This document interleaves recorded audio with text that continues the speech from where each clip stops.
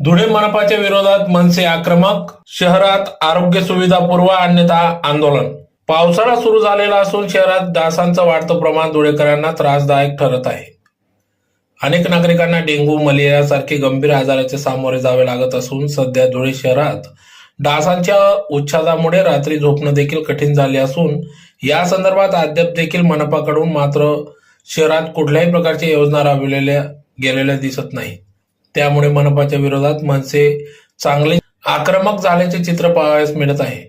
धुळे मनपा पालिकेत मनसेची जोरदार घोषणाबाजी करत मनपा विरोधात आंदोलन करण्यात आले. यावेळी अनेक रोगांना कारणीभूत असलेल्या डासांच्या संख्येवर नियंत्रण राहावे यासाठी मनपाकडून डास निर्मूलन योजना राबविण्यात यावी. त्यात डास नियंत्रण औषधांची फवारणी प्रत्येक भागात करावी.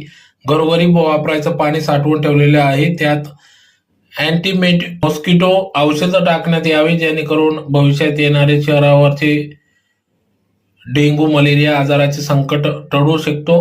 धुळेकर जनता सुरक्षित राहील. येत्या 4 दिवसात याबाबत दखल न घेतल्यास, उपाययोजना न केल्यास मनपाच्या विरोधात मनसेच्या वतीने आंदोलन करण्यात येईल असा इशारा या ठिकाणी देण्यात आला.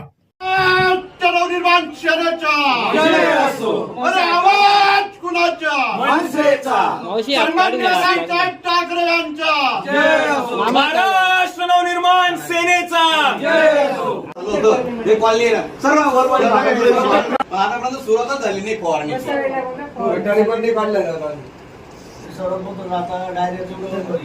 प्रत्येक ठिकाणी खड्डे पडलेले पाणी दूषित यावर्षी थोडासा ते त्रास होणार आहे त्याचा, कारण पूर्ण रस्ता खोदला जातो. बरंच असा अनुभव आहे की डेंग्यूचे बरेच लोक गेले. डेंग्यू, मलेरिया सगळे साथीचं माणूस सुरू होतं.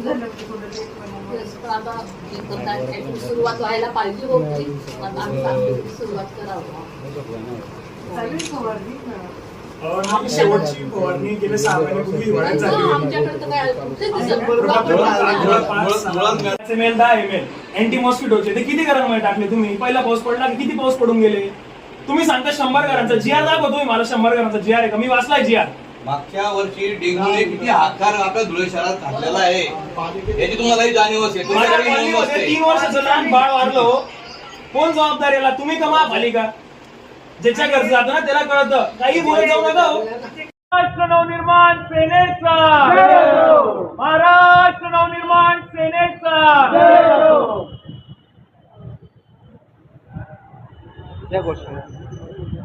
महाराष्ट्र